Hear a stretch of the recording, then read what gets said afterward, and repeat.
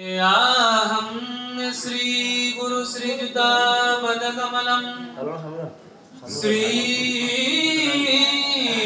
गुरु वैष्णवांश्च श्रीरूप शक्रजातहं सहगण रघुनाथं नितं सजीवं साद्वैतं सवधूतं परिजन सहितं श्री कृष्ण चैतन्य देवं श्री राधा कृष्ण पादनं सहगना ललितां विसुखामितां च नमो नारायणं नमस्कृत्य नरं चैव नरोत्तमं देवीं सरस्वतीं व्यासो ततो जयमुदीरयेत् नमो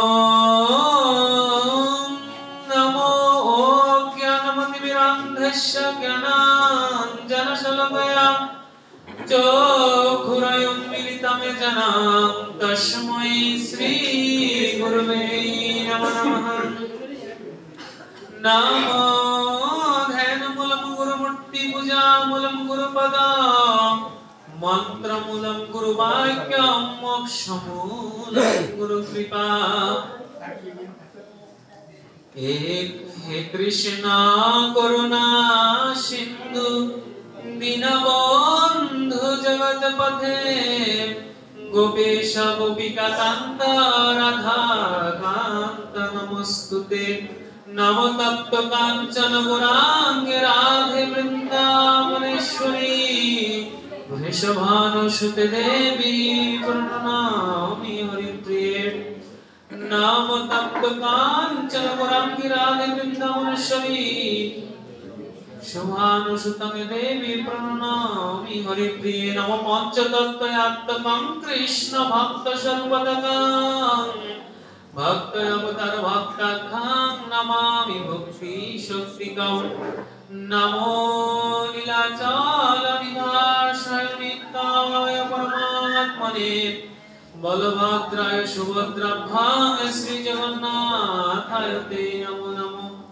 नमो वृन्दाय तुलसी देवाय प्रियाय केशवस्य च विष्णु भक्ति प्रदे देवी सत्यवै ते नमो नमः।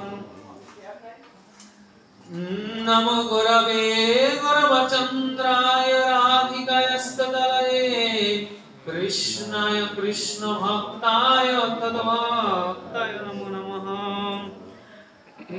नमो वाञ्छाकल्पतरुर्भश्च कृपा सिन्धुभ्यैव च पतितानां पावनेभ्यो वैष्णवेभ्यो ग्रंथेर आरंभ करी मंगलाचरण गुरु वैष्णव भगवान तीनेर शरण तीनेर शरणे हाया विघ्न विनाशन अनायासे पाई जन श्री कृष्ण प्रेम धन।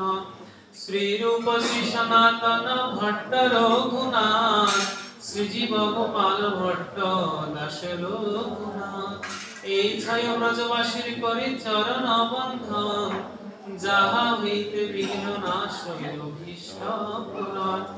বৈষ্ণব গোসাই আমার বৈষ্ণব গোসাই কলি জীব উদ্ধারিতে আর কেহ নাই। বৈষ্ণব গোসাই মোর করুণার সিন্ধু ইহকালের প্রেম দাতা পরকালের বন্ধু।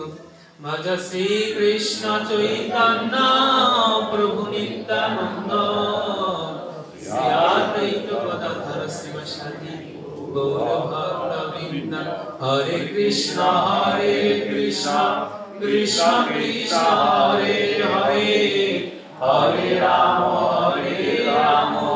राम राम हरे हरे। हरे कृष्ण कृष्ण कृष्ण कृष्ण हरे हरे हरे राम राम राम हरे हरे। हरे नाम हरे नाम केवलं कलये नास्त्येव नास्त्येव नास्त्येव। ग्रंथेर मंगलाचरण करि समापन कृपा करे साधु भक्त वृंद আমার করো অপরাধ মোচন। जय जय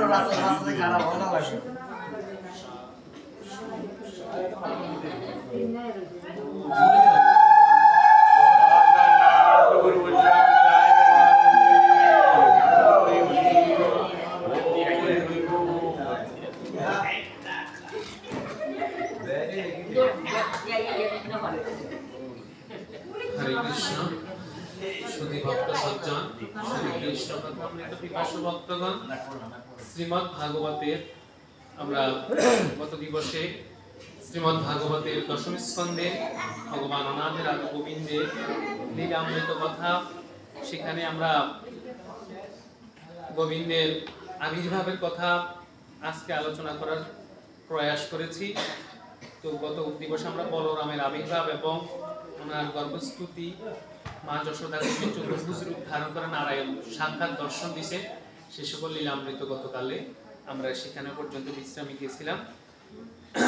তো অনাথের আদি গোবিন্দকে যখন অষ্টম গর্ভে যখন তিনি আবির্ভূত হলেন, ওনার দিব্য রূপ এত সুন্দর প্রকাশিতমান হয়েছে যে ওনার শ্যামপীত বর্ণরূপ সবাইকে মোহিত করেছেন। সাথে সাথে যখন উনি আবির্ভূত হওয়ার সাথে বৃক্ষ তরুলতা সকল কিছু এবং স্বর্গ থেকে দেবতাগণ পুষ্প বৃষ্টি বর্ষণ শুরু করেছেন যে অনাথের আদি গোবিন্দ এই ধরাধামে মোহন মূর্তি রূপ ধারণ করে জগতে প্রকাশ হয়েছে। তো তার জন্য এর পরবর্তীতে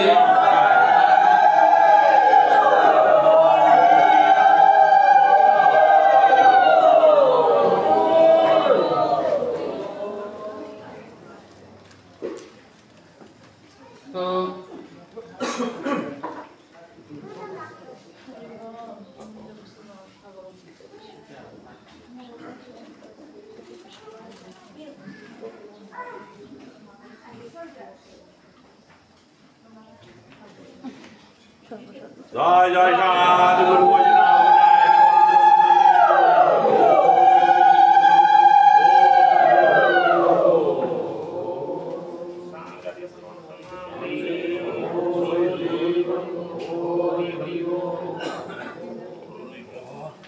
তখন অনাথের আদি ভগবান শ্রীকৃষ্ণের আবির্ভাব দশদিকে প্রসন্ন হলো। ভগবান দশদিক প্রসন্ন হলো, কালো সকল গুণে গুণান্বিতয়পি রমণীয় হয়ে উঠলেন। তখন দেখা গেল যে অনাথের আদি গোবিন্দ যখন আবির্ভূত হলেন, পৃথিবী পুরো গ্রাম ব্রজ প্রভৃতি স্থানে প্রভৃত মঙ্গল চিহ্ন প্রকাশ হলো। নদী সকল প্রসন্ন হলো, হ্রদের মধ্যে পদ্মসমূহ অপূর্ব শোভা ধারণ করলেন। বিহঙ্গ সকল কলকাকলিতে মুখরিত হলো, পূর্ণ সুগন্ধ যুক্ত পবিত্র মৃদু মন্দ বায়ু বহিতে লাগিলেন।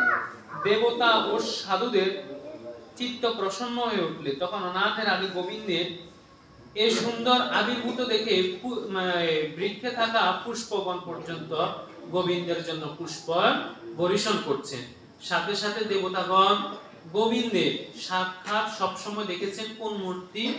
দেখেছেন যে চতুর্ভুজ শঙ্খ চক্র গদা পদ্ম ধারী রূপটা দেখেছেন। কিন্তু আজ মোহন মূর্তি রূপে তিনি জগতে আবির্ভূত হয়েছেন ভক্তের সেবা গ্রহণ করার জন্য, ভক্ত সঙ্গে লীলা বিলাস করার জন্য।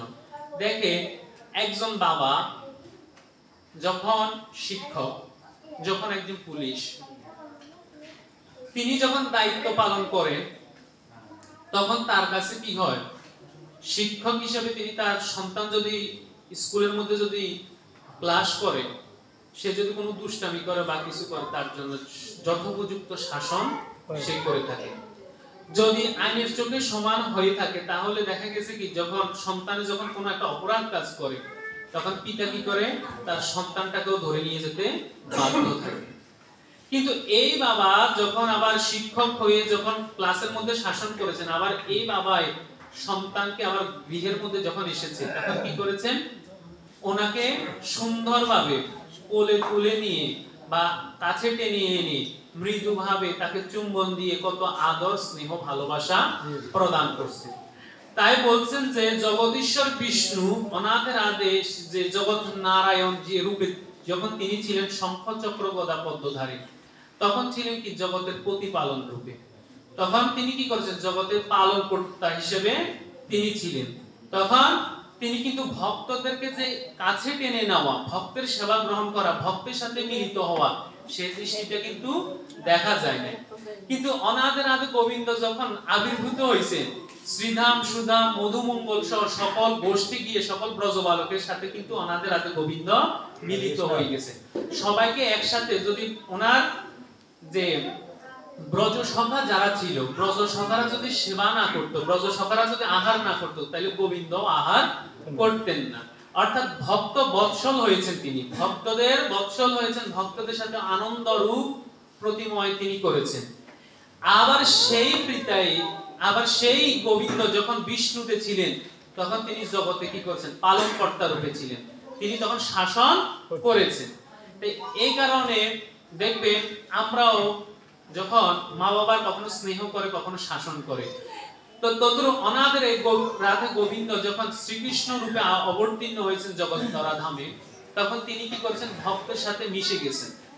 যেমন জলের মধ্যে কোনো এমন একটা পদার্থ রাখলে যেরকম সেটা জলের সাথে তরঙ্গ প্রবাহের সাথে মিশে যায়, ঠিক আমার গোবিন্দ কিন্তু ভক্তের সাথে মিশে যাইতেন। এই কারণে তিনি এই যুগে হচ্ছেন ভক্তাধীন ভগবান এবং পূর্ণ ব্রহ্ম ভগবান রূপে তিনি আবির্ভূত হয়েছেন, যে জীব এবং জগৎকে তিনি কাছে টেনে তুলে নিয়েছেন। যেমন তার কাছে কি বৃদ্ধ কি যুবক সবাই সেবা, সবাই যে যেভাবে ওনাকে স্মরণ করত তাকে তিনি সেভাবে দর্শন দিয়েছেন।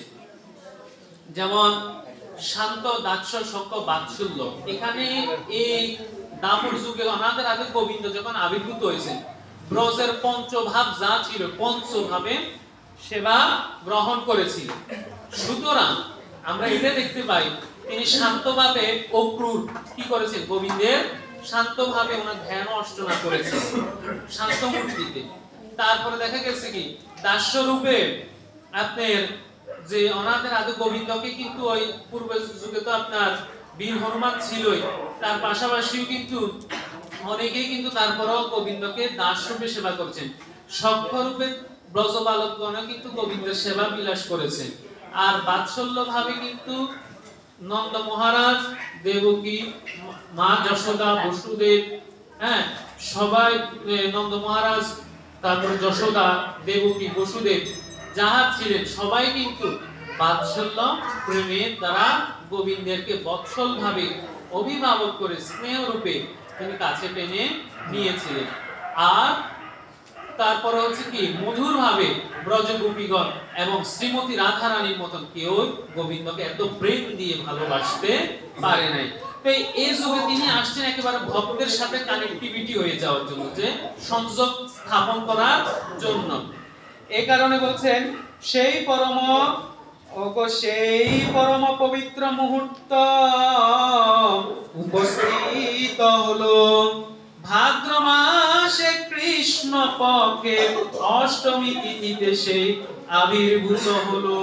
যে ভাদ্র মাসে কৃষ্ণ পক্ষের অষ্টমী তিথিতে আমাদের আজ গোবিন্দ আবির্ভূত হয়েছে।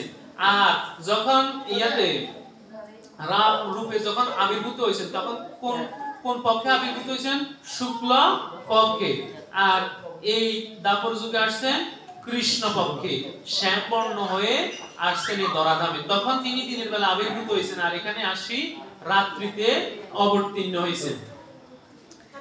সেই অষ্টমীর মধ্যে রাত্রিতে পূর্ণ চন্দ্রের ন্যায় মাতা দেবকীর সম্মুখে শঙ্খ চক্র গদা পদ্মধারী চতুর্ভুজ রূপে আবির্ভূত হলেন। তখন বলছেন শ্রীমদ্ ভাগবতে তম অদ্ভুতম বালকম ভুজ শ্রেয়নম চতুর্ভুজং শঙ্খ গদায়ুর্ধমহম শ্রীবৎস লক্ষ্মণং গল শোভিত কৌস্তুভম পীতাম্বর সন্দপয়দ সৌভাগ্যম ভূষিতম। তে বলছে অনাদের আদি গোবিন্দের কারাগৃহের মধ্যে বসুদেব দেবকী দেখতে পেলেন অনাদের আদি গোবিন্দ এত সুন্দর কৌস্তব মুনি মুক্তা পরহিত, যে তার শ্রীবদন, তার যে পরহিত অনেক সুন্দর শোভমান দিব্য বস্ত্র শস্ত্র দেখে তারা নিজেরাই আবেগ আপ্লুত হয়ে পড়লেন। স্বয়ং ভগবান যেন তাদের নিজের কোলের মধ্যে ধরা দিয়েছেন। তখন বলছেন যে দর্শনের অর্থ হলো, তখন কি করলেন এই দেবকী আর বসুদেব বারবার দর্শন করে তৃপ্তির কোনো শেষ নেই। বারবার বলছে অদ্ভুতম বালকম, অদ্ভুত বালকম, বলছে এরকম বালক আর আমরা কখনো দেখি নাই, এত সুন্দর বালক সে আবির্ভূত হয়েছে।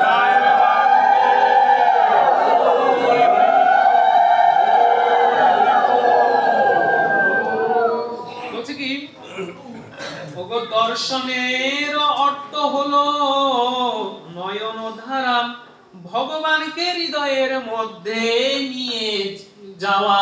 অর্থাৎ বলছে কি দর্শন করতে হবে এমন ভাবে যে দর্শনের দ্বারা গোবিন্দকে দর্শন করলে তার রূপটা হৃদয়ের মধ্যে নিয়ে যাওয়া যাবে। আমরা গোবিন্দকে নিতে পারি কিসের মাধ্যমে? একমাত্র এই দর্শনের মাধ্যমে গোবিন্দকে হৃদয়ের মধ্যে নিতে পারি। অর্থাৎ এই গোবিন্দ যে ধরাধামে কি রূপে সেজে আছে, কোন রূপে সেজে আছে সেটা আমরা বলতে পারি না। দেখেন একই সূর্য যেমন পুরো গোবিন্দ শ্রীমদ্ ভগবত গীতায় বলেছেন যে এক সূর্য যেমন সমস্ত জগৎকে আলোকিত করে। দেখেন একটা সূর্য সে যেখানে আলোকিত হয়, যেখানে উদিত হয়, সেখানে অন্ধকারকে গুছিয়ে দেয়। তো আপনার ঘরের মধ্যে যে গোবিন্দ আছে, মন্দিরের মধ্যে সেই গোবিন্দ আছে, কিন্তু এখানে ভক্তের আনন্দ আর ভক্তের দর্শনের আর ভক্ত গোবিন্দকে এসে দর্শনের আর পরিবেশের একটা পার্থক্য আছে।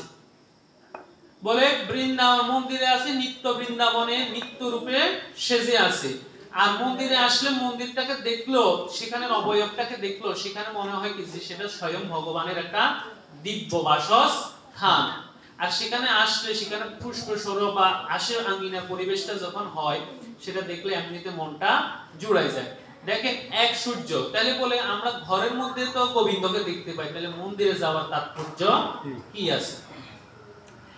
যেমন আপনি আপনার বাড়ির মধ্যে সূর্য যেটাকে দেখেন, বা ছাদের উপরে থাকি সূর্য যেটা দেখেন, এই সূর্যটাও কিন্তু সূর্য দেখেন, বা পুকুর পাড়ে যে সূর্যটা দেখেন এই সূর্য দেখেন। আর কক্সবাজারে টাকা খরচ করে যায়, যে কক্সবাজারে যায় যে সূর্যটাকে দেখেন, ওই সূর্যের সাথে এই সূর্যের কি একটা পার্থক্য? সেখানে দেখতে পান সূর্যটা যখন উদিত হচ্ছে, বিশাল জলের ধারা, আর মনে হয় কোনো কিছু দেখা যাচ্ছে না, মনে হয় স্বয়ং জল থেকে যেন সূর্যটা আস্তে আস্তে উদীয়মান হচ্ছে পৃথিবীর মধ্যে, আর জলের কলকল ধ্বনি যেন আপনার কানের মধ্যে শোভমান পাচ্ছে। এই সূর্য যখন আবার অস্ত যায়, তার মনোরম দৃশ্যটা, সূর্য উদয়ের অস্তটা দেখার জন্য সকল দর্শনার্থী ভিড় জমায় সমুদ্রের পাড়ে। তো বলে এই টাকা দিয়ে তো দেখা গেছে কি টাকা খরচ করে, ভাড়া খরচ করে, থাকার ব্যবস্থা করে সবাই যায় কোথায়? কক্সবাজারে যায় সূর্যটাকে দেখার জন্য। আর বলে এই সূর্যটা তো বাড়ি ছাদের উপরে থাকি বা পুকুর পাড়ে থাকলেও সূর্যটা দেখা যায়। তাহলে এখানে সূর্য দর্শন আর ওইখানে সূর্যের দর্শনের সাথে অনেক পার্থক্য আছে। সেখানে পরিবেশ, প্রাকৃতিক সৌন্দর্য আপনাকে বিকশিত মান করে। তদ্রূপ আমরা বলতে পারি যে আমাদের ঘরের মধ্যে যে গোবিন্দ আছে, মন্দিরে সেই গোবিন্দ আছে ঠিকই, তবে মন্দিরে গেল ভক্তবৃন্দের সাথে একসাথে যখন দর্শন করে, ভক্তবৃন্দগণ যখন ওনার জয়গান করে, গুণগান করে, এবং ওনার আলাদা রূপে যে অঙ্গরাগ হয়, অঙ্গের সাজসজ্জা হয়, সেটা দর্শন করে এমনিতে মনের আরেকটা পরমানন্দ বিরাজ করে থাকে। তো এই কারণে আসলে মন্দিরে আর গৃহ সিংহাসনের মধ্যে দর্শনের পার্থক্য রয়েছে।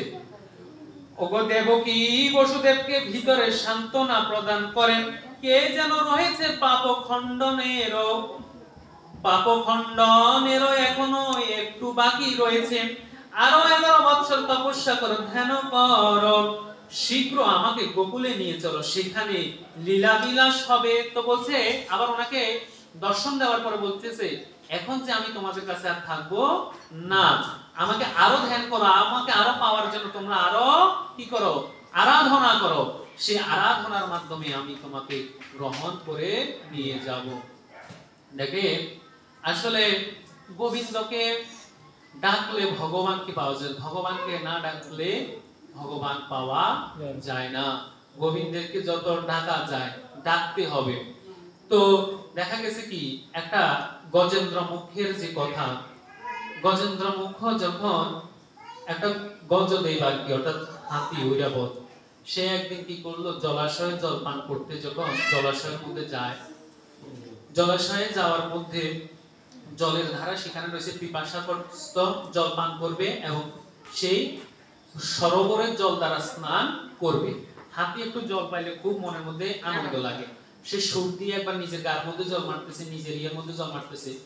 এমনটা সময় এমন একটা আপনার কুমির, আপনার জলচর প্রাণী, সবাই যখন হাতি যখন জলের মধ্যে নামছে, সাথে সাথে জলের যত প্রাণী আছে সবাই কম্পমান হয়ে গেছে যে বিশাল হাতি জলের মধ্যে নেমেছে।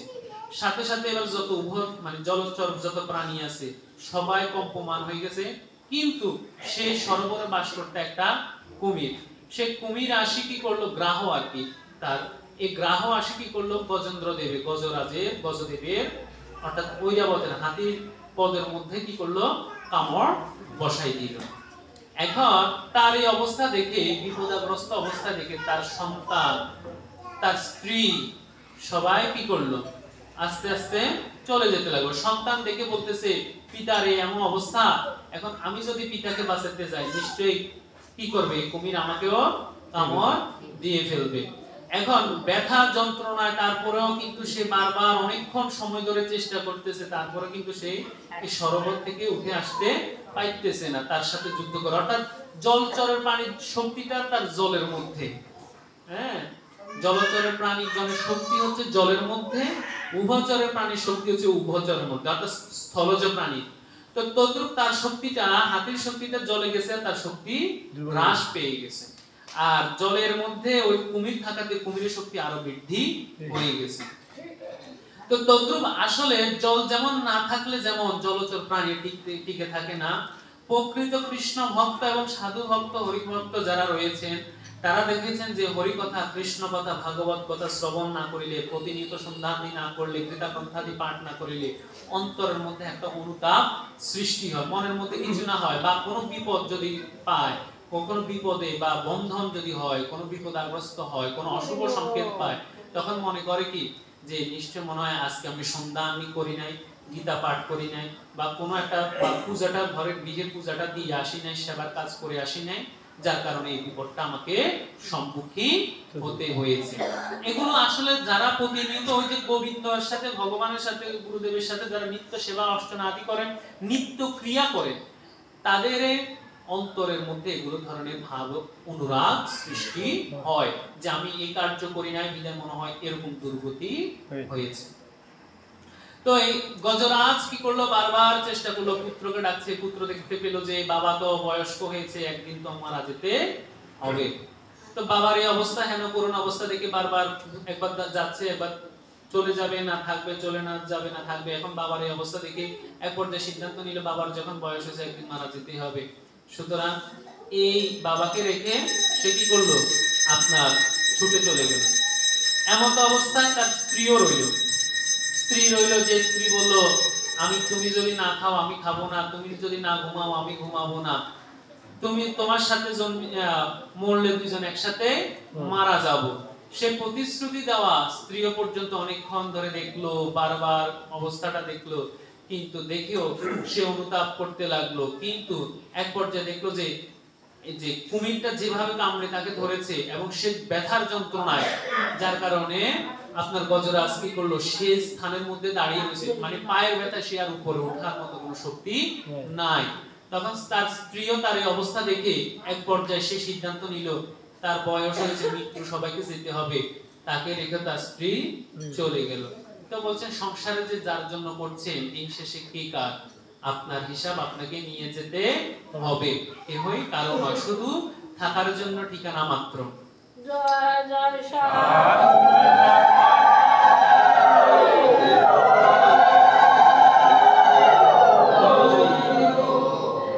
তখন এ পর্যায়ে তখন গজরাজ চিন্তা করলো, তো আরো ব্যথার যন্ত্রণা শুধু বাড়ছে বাড়ছে বাড়ছে, ব্যথার যন্ত্রণা তো কমছে না, কিভাবে আমি এই কামড় থেকে উদ্ধার হব?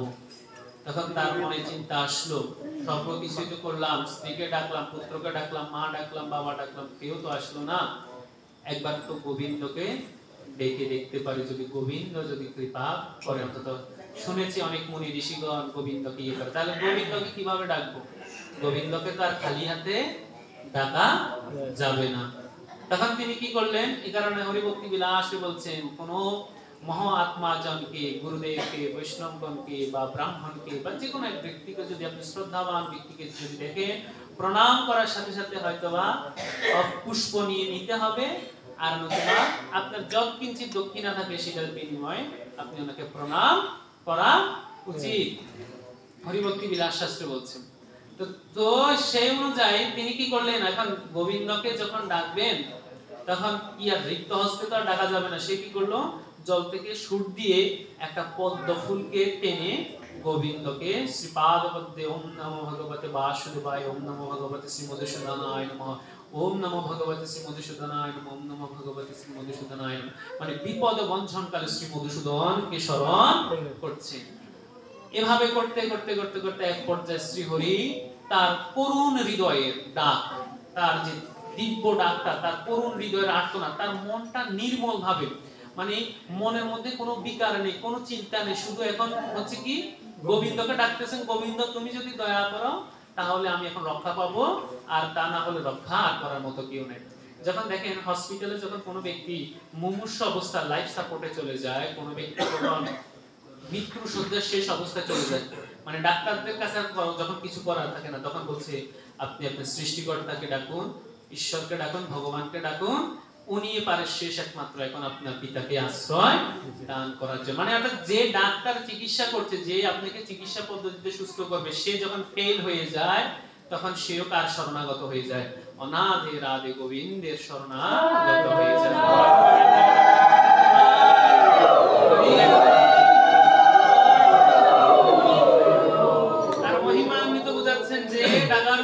তাহলে এই ডাকটা যদি আগে ডাকতো গোবিন্দকে, তাহলে তো অবশ্যই গোবিন্দই তার ডাকে সহায়তা করতো। এখন সবকিছু জেনে গোবিন্দ কি করলেন? তার এই ডাকটাকে পৌঁছানোর জন্য তখন অবশেষে শ্রী মধুসূদন রূপে শ্রীহরি আপনার গরুর পক্ষীর রূপে এসে কি করেছে?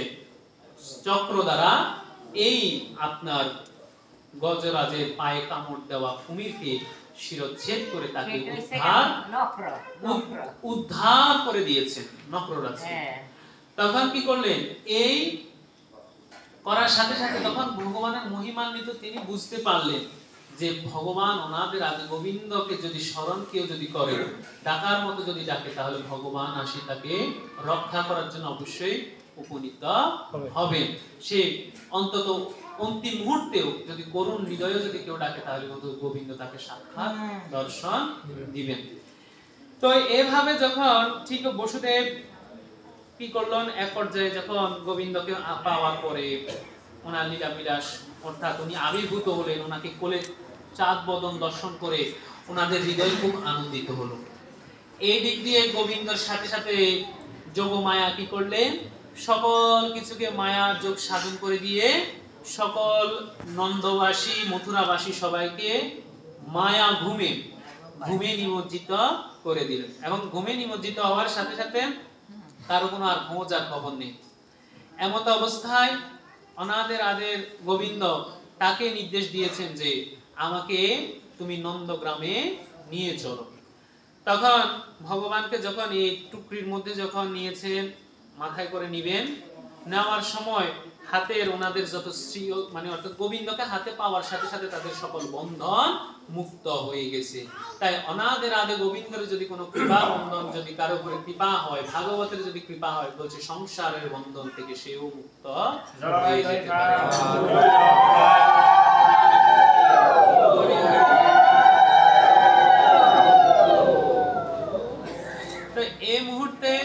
করলেন?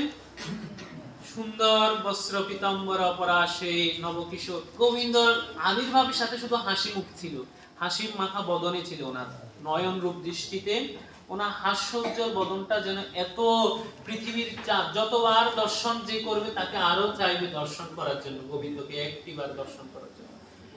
সুন্দর মোহন মূর্তি যখন ওনাকে পেলেন তখন এই সুন্দর ভাবে ওনাকে নিয়ে এবার চলছেন বসুদেব। বসুদেবের মনে ভয় যে এতগুলো সৈনিককে পার করে আমি কোথায় যাব? নন্দগ্রামে যাব। এতগুলো কংস মহারাজের রাজার এতগুলো সৈনিক দাড়ি সমস্ত নৈশ প্রহরী দাড়িধয় দাঁড়িয়ে আছেন, তাদেরকে আমি কিভাবে পার করে আমি নন্দগ্রামে যাব? যদি একবার দেখে ফেলে সাথে সাথে তো তারা কংসকে খবর বলে দিবে, আর কংসকে যদি জেনে যায় তাহলে এইবার অষ্টম পুত্র শেষ হয়ে যাবে।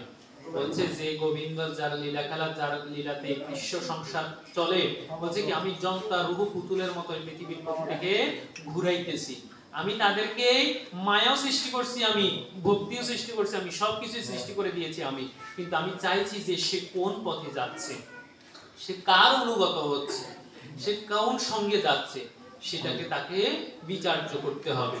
সে তার জ্ঞান দিয়েছি, পঞ্চকর্মেন্দ্রিয় দিয়েছি, জ্ঞান ইন্দ্রিয় দিয়েছি, সেগুলো বিচার বিবেচনা করে সে কোন পথ দৃষ্টিতে অনুগত হচ্ছে, অনুগামী হচ্ছে, শুধু ভগবান তাকেই নিরীক্ষণ বারবার করে থাকে। তখন সুন্দরভাবে গোবিন্দকে মস্তকে করে নিয়ে যাচ্ছেন কে? বসুদেব। চলছেন পথে, এদিক দিয়ে ভাদ্রের বর্ষার বাড়ি বর্ষণে ইন্দ্রদেবের মানে আনন্দের ধারায় বর্ষণ হচ্ছে, সাথে সাথে গোবিন্দের কিন্তু যে দিক দিয়ে যাচ্ছেন ওই দিক দিয়ে কোনো বাড়ি বৃষ্টিপাত হচ্ছে না। এখন কিভাবে তিনি নন্দগ্রামে যাবেন? আর এদিক দিয়ে এত অন্ধকার, প্রাকৃতিক দুর্যোগ, কিভাবে এই পথ দিয়ে তিনি যাবেন? দেখেন গোবিন্দয়ে তাকে পাঠানোর জন্য, ও আবার বৃষ্টির জন্য, বৃষ্টি যাতে না পড়ে অনন্তনাগ কি করেছে? মাথার উপরে শয্যা দিয়ে সুন্দরভাবে ছত্র ছায়া দিয়ে ধরে আছে।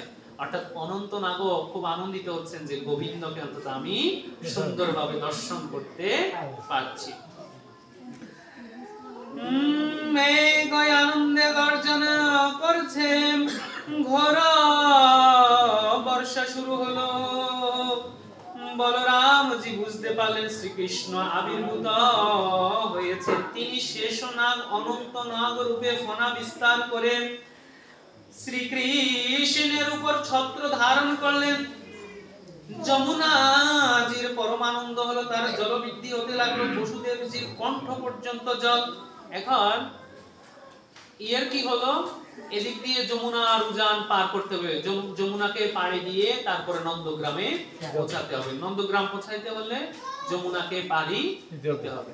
এখন যমুনা যে পাড়ি দিবে, যমুনার 28 জল স্রোত, কি জলের মধ্যে কিভাবে বসুদেব গোবিন্দকে শিরে করে নন্দালয়ে নিয়ে যাবে, আরো পথ দেখছেন না এই মুহূর্তের মধ্যে। তখন একটা শ্রীগাল এসে, এটা সবে ভগবানের লীলা বেরিতে বলছে যে আমি তোমাকে পথ দেখাবো। শ্রীগাল এসে কি করলো? পথ দেখাচ্ছেন যে আপনি কোন পথে দিয়ে যাবেন, কোন পথের অনুগামী হবেন। তখন বসুদেব বুঝতে পারলেন যে এটা নিশ্চয় গোবিন্দের প্রেরিত কোন দিক নির্দেশনা, যে এই নির্দেশনা এই দিক ধরে ধরে আমি নিশ্চয় মনে হয় নন্দগ্রামে পৌঁছাতে পারবো। তখন গোবিন্দের যে পথ দিয়ে যাচ্ছেন বসুদেব গোবিন্দকে নিয়ে, সে পথের দিয়ে পুরোটাই জল, যমুনা কি হয়েছে? ফাটল ধরে গেছেন, যমুনা উজান ধরে গেছেন, যে এই রাস্তা দিয়ে গোবিন্দকে নিয়ে যাবে। এক বিন্দু জল সে পথের মধ্যে রইল না। এটাই হচ্ছে গোবিন্দের অপার মহিমা। আমরা অনেকজনে বলি আরে গোবিন্দ তো এটা করতে পারছে, গোবিন্দের লীলা খেলা, কৃষ্ণ করলে লীলা, আমরা করলে অনেক কিছু বলে ফেলি। আরে গোবিন্দের সাথে আমার হেন মানবের কখনো তুলনা হয়? গোবিন্দ তো কি করেছেন? যমুনা দিয়ে 28 জলের মধ্যে গেছে, ওই যমুনার 28 জল তো গোবিন্দকে মানে ডুবাইতে পারেন নাই। তারপরে হচ্ছে যমুনার 28 জলের মধ্যে শিশু বয়সে তিনি পাড়ি দিয়েছেন। তারপরে দেখা যায় কি আপনার কালীয় নাগের মধ্যে তিনি কি, কালীয় নাগের শিরের মধ্যে তিনি কি করেছেন? নৃত্য করেছেন। তারপরে তিনি কি করেছেন? হ্যাঁ, এই দ্রৌপদীকে অঢেল বস্ত্র দান করেছেন। তো তো আমরা কি আসলে কি হেন মানব এসব কাজ করতে পারবো? গোবিন্দের যে লীলা বিলাস সেগুলো ছিল নিষ্কাম, তাই গোবিন্দের লীলা বিলাস কখনো বলছে অনুকরণ করবে না। দেবাদিদেব মহাদেব যেরকম বিষ আরাধনা করে, বিষ গ্রহণ করে, গরল গ্রহণ করে কণ্ঠে ধারণ করতে পেরেছে, আমাদের সাধারণ মানব সামান্য এই গরল আমরা কখনো ধারণ করতে পারবো না। উনি তো অনন্ত নাগের উপরে অর্থাৎ কালীয় নাগের উপরে নৃত্য করতে পেরেছেন। আমরা সামান্য আমাদেরকে দেশীয় আমাদের যে সর্প রয়েছে এগুলো আমরে দংশন করলে আমাদের সাথে সাথে মৃত্যু। তো সুতরাং গোবিন্দ বারবার ভাগবতে বলছেন আমার মতো নিষ্কামপূর্ণ হৃদয় তোমাদের হবে না, আমার কিছুই কখনো অনুকরণ করিও না, তবে আমার অনুসরণ করো। আমি যে সকল ধর্মদৃষ্টি সৎকর্ম আদি করেছি সে সকল গুলোকে অনুসরণ করো, সেগুলো আচার গ্রহণ করো। তখন এবার শ্রী যমুনা দেবী চিন্তা করলেন এই সুযোগ তো আর হবে না, অনাদের আদি গোবিন্দের চরণ যুগল স্পর্শ করার মতো আর সুযোগ কখনো আসবে না। তখন কি করলো শ্রী যমুনা দেবী? গোবিন্দকে নিয়ে যাচ্ছেন বসুদেব মাথায় করে, এমন একটা জলের বাড়ির ধাক্কার সাথে কি করলেন, সাথে সাথে ওই বসুদেবের মাথা থেকে গোবিন্দকে নিয়ে গেছেন কে? যমুনা দেবী তার স্রোতের মধ্যে। এখন সেখানে 2-1 ফোঁটা জল যমুনা দেবী কি করলো? গোবিন্দের পাদপদ্মে পৌঁছ করলো, যেন আমি যেন অন্তত গোবিন্দকে চরণ দুই স্পর্শ করে যেন আমি যমুনা দেবী যেন সার্থক করতে পারি, আমার স্রোতের ধারা যেন সারা জনম যেন এভাবে প্রবাহিত হতে থাকে, জগতের মধ্যে প্রবাহ ধারা থাকে। তার জন্য যমুনা দেবীও কি করেছেন? ছলে কৌশলে জলের ধারা দিয়ে বসুদেবের কাছ থেকে গোবিন্দকে একটুর জন্য নিয়ে গেছেন। এখন বসুদেব তো মনে করছেন আমি গোবিন্দকে মনে হয় হারিয়ে ফেলেছি, কিন্তু না, আবার কি করলেন? আবার আরেক জলের ধাক্কায় আবার কি করলেন? বসুদেবের মাথার মধ্যে তাকে দিয়ে দিয়েছেন। এভাবে বলছেন আকাশে থেকে দেবতা এবং ঋষিগণ বালকৃষ্ণকে দর্শন করতে লাগলেন। তারা যমুনার চরণে বন্ধনা প্রণাম করিলেন, বালক কৃষ্ণকে দর্শন করতে লাগলেন। ও শ্রী যমুনা মহারানীর জয় জয়কার হতে লাগলো। যমুনার জল ধীরে ধীরে কম হয়ে গেল। সিন্ধু যেমন রামচন্দ্রকে পথ দিয়েছিলেন, যমুনাজিও বসুদেবকে তদ্রূপ পথ দেখাইলেন। যে সাগর ধারা পাড়ি দিয়ে রাম কি করছে? সাগর পাড়ি দিয়ে রাবণের কাছে গিয়েছে, তদ্রূপ আজ বসুদেব কি করলেন? সে যমুনা দেবীকে পাড়ি দিয়ে নন্দালয়ে কৃষ্ণকে নিয়ে গেলেন। ওগণ দেখলেন সেখানকার সমস্ত গোপন নিদ্রায় অচেতন প্রায়। বসুদেব ও বালক কৃষ্ণকে যশোদার পাশে শয্যায় রেখে তার কন্যা যোগমায়াকে নিয়ে কারাগার গৃহে ফিরেলেন। তখন সেখানে গিয়ে দেখলেন নন্দ মহারাজ উপনীত হইয়াছে যে শ্রী গোবিন্দকে তার কাছে দিবে, আর সেখানে থাকা মা যশোদার কাছ থেকে তাকে নিয়ে আসবে, দেবী যোগমায়াকে নিয়ে আসবে। তো ওনারা দুইজন পরস্পর একজন একজনের থেকে সন্তান কি করলেন? আদান প্রদান করলেন। তখন তিনি মনে মনে ভাবলেন আমারও কিছু পাপ রয়েছে, তাই হয়তো পরমাত্মাকে রেখে মায়াকে নিজে গৃহে কারাগারে নিয়ে যাচ্ছি। তখন বলতেছে কি যে আমি পরমাত্মাকে যোগমায়াকে নিয়ে যাচ্ছি আমার কারাগারে।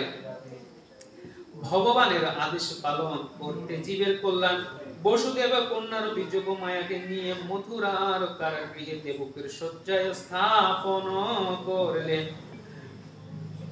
এদিকে নন্দ যশোদা গাঢ় নিদ্রাতে যাওয়ার পর শুধু এতটুকু যে বুঝেছিলেন তার একটা সন্তান প্রসব হয়েছিলেন, যে যশোদা দেবী মানে কল্পনা করতে লাগলেন যে তার নন্দালয়ে কি তার পুত্র সন্তান হয়েছে না কন্যা সন্তান হয়েছে। তার অবচেতন মন ছিল, সেখানে চেতনা শক্তি ছিল না, যে আসলে কি হয়েছে সেটাই জানে না। তবে পুত্র হোক আর কন্যা হোক একটা সময় জেনেছেন তিনি যে সন্তান হয়েছে, এটাই সন্তানের ক্রন্দনটা কান্নাটা তিনি শুনতে পেলেন।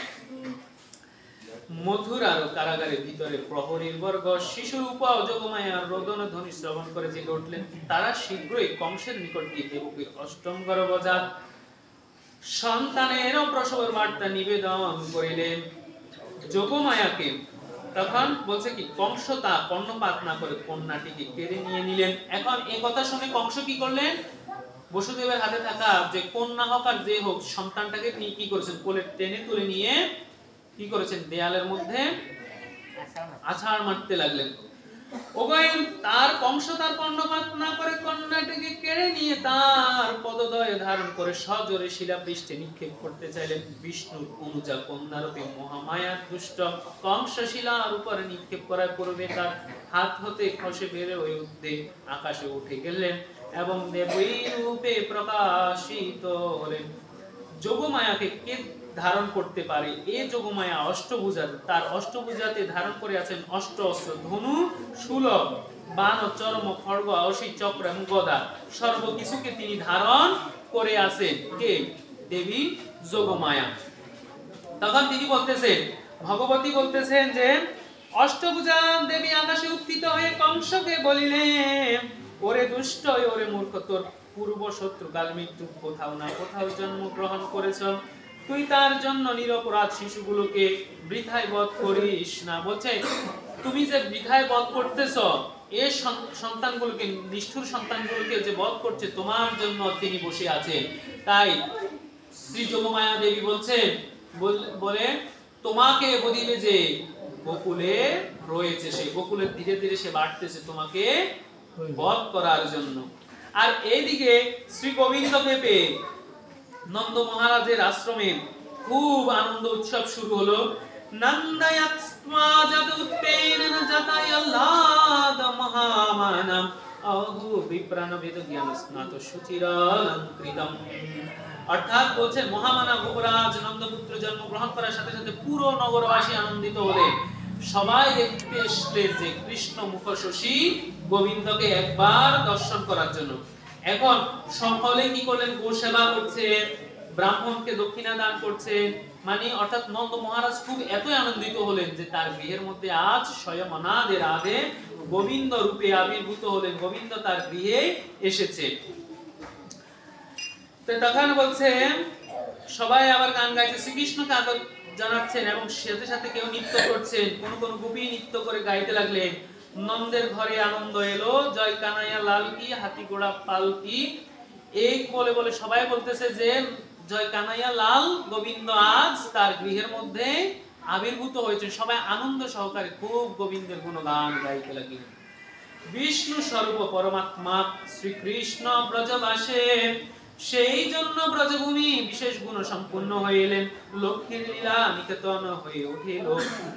সংসার দুঃখময় আর পরমাত্মা আনন্দময়। জীব সংসারে আনন্দ খুঁজে থাকে, সংসারে জীব কখনো সুখ লাভ করে ঠিকই, কিন্তু দুঃখ ভোগ করতে হয়, কখনো যথার্থ আনন্দ লাভ হয় না। সংসারে এক নয় অনেক প্রকার দুঃখ রয়েছে, ভিখারি বা রাজা সবাইকে দুঃখ ভোগ করতে হবে। বলছে যে গোবিন্দের আনন্দটা হচ্ছে পরম আনন্দ, তার জন্য গোবিন্দ যে বংশী বাদন করে, মোহন মূর্তি ধারণ করে জগতের মধ্যে যে আনন্দ দিতেন, তার জন্য গোবিন্দের আর মানে এই নামটা, কৃষ্ণের আরেকটা নাম হচ্ছে গোবিন্দ।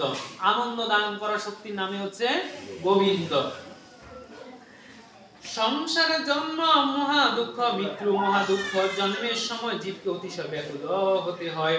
সন্তানের জন্মের সময় গর্ভধারিণীকে, মাকে প্রসব ব্যথার জন্য যে কষ্ট সহ্য করতে হয়, তার থেকে হাজার গুণ অধিক দুঃখ জীবকে মাতৃগর্ভ হতে নিঃগ্রত প্রসূত হবার সময় ভোগ করতে হয়। মা তো ভোগ করছে করছে, পাশে সন্তানটি আসার সময় সেও কিন্তু অনেক দুঃখ কষ্ট ভোগ করছে, এবং সে গোবিন্দকে দেখে আসছে সেখানে, আর এখানে এসে শুধু ক্রন্দন করতে গেলে, হায় গোবিন্দ তুমি কোথায় রইলা, তোমাকে সেখানে তো আমি দর্শন করতে পেলাম, এখানে তো তোমায় দেখতে আমি পাচ্ছি না, কোথায় সেজে আছো তুমি। তখন গোবিন্দ বলেছেন যে আমি ভক্তের মাঝে, ভক্ত সঙ্গের মাঝে নববৃন্দাবনে আমি সেজে আছি। জন্ম যে দুঃখের তদ্রূপ মৃত্যু দুঃখের, মৃত্যু অনিবার্য, জন্ম হলে মৃত্যুই হবে, বিকাশ হলো বিনাশ হবে, বিনাশের জন্য বিকাশ হয়ে থাকে, বৃদ্ধি হয় ক্ষয়ের জন্য।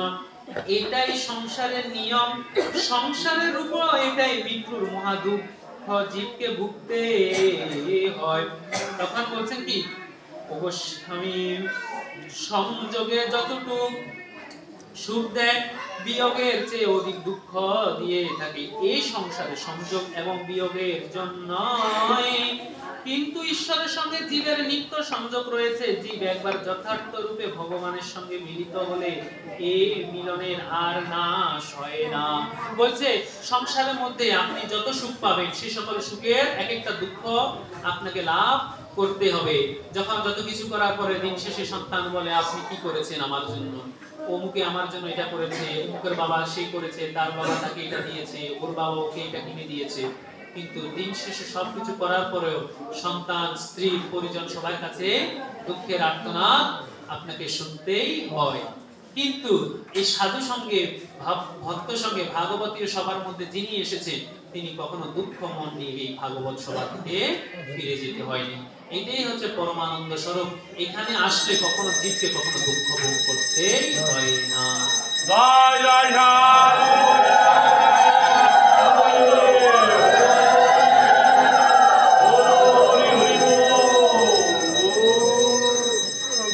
কৃষ্ণ শ্রী গোবিন্দ প্রভুকে প্রাপ্তির জন্য প্রধান দুটি উপায় পদ হলো জ্ঞান মার্গ আর ভক্তিময় মার্গ। জ্ঞান মার্গের সাধককে সবকিছু ত্যাগ করতে হয়। সে সাধককে এতটাই ত্যাগী হতে হয় যে নিজের জীবিত থাকা সত্ত্বেও মনকেও ত্যাগ করেন, দেহ আত্মা ভোগ ত্যাগ করতে হয়। তাই দৃঢ় প্রত্যয় এবং ভোগ করতে হয় আমি শরীর নয়, শরীরে কোনো প্রকার সুখে দুঃখ নয়, আমি আত্মস্বরূপ, শুদ্ধ ব্রহ্মস্বরূপ, যার শরীর থেকে সম্পূর্ণ পৃথক। এভাবে গোবিন্দ এক একটি জ্ঞান দিচ্ছেন। আর একটি অনেক অনেক সুন্দর কথাগুলো তিনি বর্ণিত করেছেন এই গ্রন্থের মধ্যে।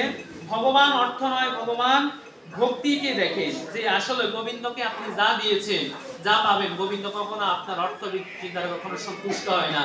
যে অনাদের আদি গোবিন্দ সুদামার হাতে থাকা নাড়ুর মধ্যেও গোবিন্দ সন্তুষ্ট হয়েছে। তাই শ্রদ্ধা, ভক্তি, বিশ্বাস অনুসারে গোবিন্দকে যে যে যাহা দান করা হয়, গোবিন্দ তার শুধু ভক্তিটাই গ্রহণ করে। আপনি কতটুকু আয়োজন করেছেন, কত শত ভক্তকে খাইয়েছেন, কত হাজার ভক্তকে দিয়েছেন, সেটা কিন্তু গোবিন্দ দেখে না। গোবিন্দ দেখে যে তার ভক্তি সহকারে কতটুকু তার সামনে উপস্থাপনা করলেন, কতটুকু ভক্তি সহকারে ভক্তকে সুন্দরভাবে সেবার কার্য করেছেন।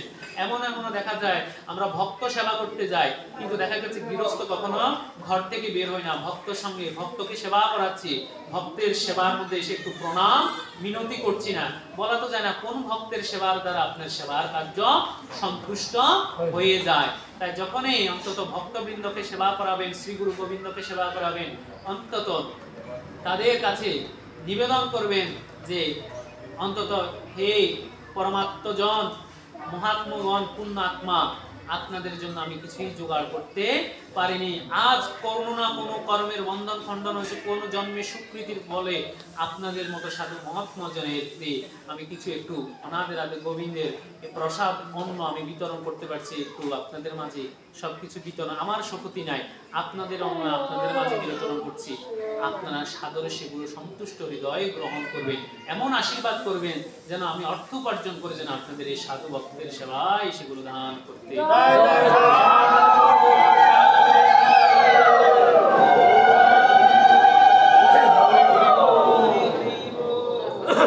হরে কৃষ্ণ। পরবর্তী দিবসে আমরা সকাল সুরপদ, পুতনাজি এবং গোবিন্দের নামকরণ সহ আরো দ্রুতভাবে আমরা এগিয়ে যাব দশম স্কন্ধে। এই বাঞ্ছা রেখে আজকের ভাগবতীয় পাঠ এখানে বিশ্রামে রাখছি। জয় জয় শ্রীমদ ভাগবত।